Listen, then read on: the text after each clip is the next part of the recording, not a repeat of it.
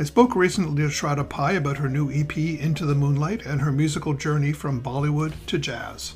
Growing up, my family never really listens to jazz. We're straight up sort of Indian family, Bollywood music. That's what I grew up with. So I stumbled into jazz on my own as sort of early college, actually through radio. I used to listen to Classical 96 FM in Toronto, and they had this program called Lunch and Date, which played some eclectic fare, was hosted by Arlene Meadows. And they played everything from symphonic music, movie scores, Django Reinhardt, and Great American Songbook.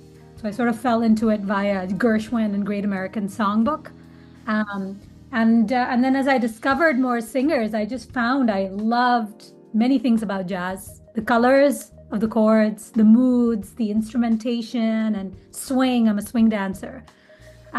And so that kind of drew me into it. And at some point, I decided to kind of get into the jazz scene. So I started visiting sort of live music sites in Toronto, especially the trad jazz scene, which does more of that earlier music. And that's sort of where I met our band members. And then we started going out there to do gigs. And at some point we said, let's record some of our music. Let's start doing some originals. So yeah, I'm very involved in the Indian community in Toronto. So I've been involved in some projects around Bollywood music as well.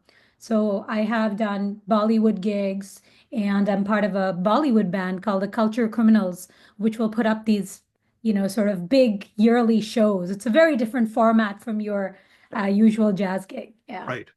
And do you find that the music from one influences the other, or is there any overlap or?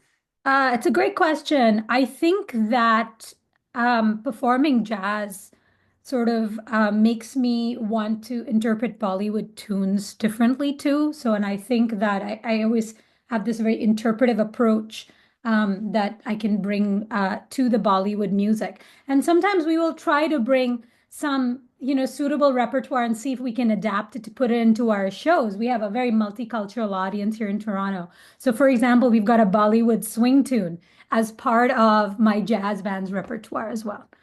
So maybe you could tell us a little bit about who you mentioned that these were band members you played with a while, but just to maybe introduce us to the band and a little bit about the background to the EP and how you chose those tunes. Yeah, so we're a quartet, and these are all sort of established musicians from the Toronto jazz scene. We've got Nathaniel Edgar on keys, Graham Whitty on bass, and Glenn Anderson on drums. And these are all folks that I met through the trad jazz scene, and I love performing with them. So talking about our EP, a major theme, if there was one for our band, is this sort of cosmopolitan feeling, singing about different places, in different performing in different languages, and bringing in an element of pop culture to kind of have that cross-generational appeal. And so I think that the tracks on the EP, we try to reflect a bit of that. We've got our own cover. So three of the tunes are covers, and one of them is Brazil, which is a very beloved sort of tune from Brazil, and one of my favorite all-time favorites. I'm trying to learn that one in Portuguese. And then we've got L'Avion Rose, which is very classic, and we do it in French and English. And then we've got a Disney jazz number in there, Everybody Wants to Be a Cat, which has been performed by jazz artists such as Jamie Cullum as well. And we picked that one because it's got very interesting form. It's got nice, interesting changes in tempo and moods that I think listeners are going to enjoy.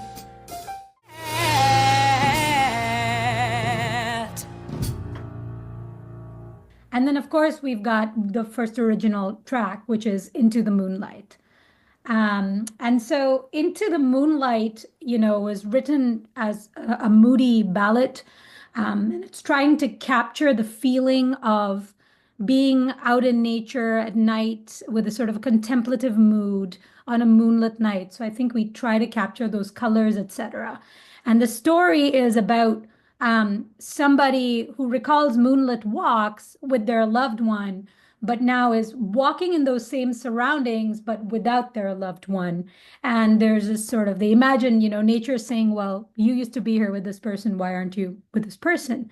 But it's not the message of the song isn't about just being mopey. It's more about, you encounter people, they come in and out of your lives, and everybody leaves you with some sort of a gift of hopefully good times. And you carry that forward with you, even if they're not there with you.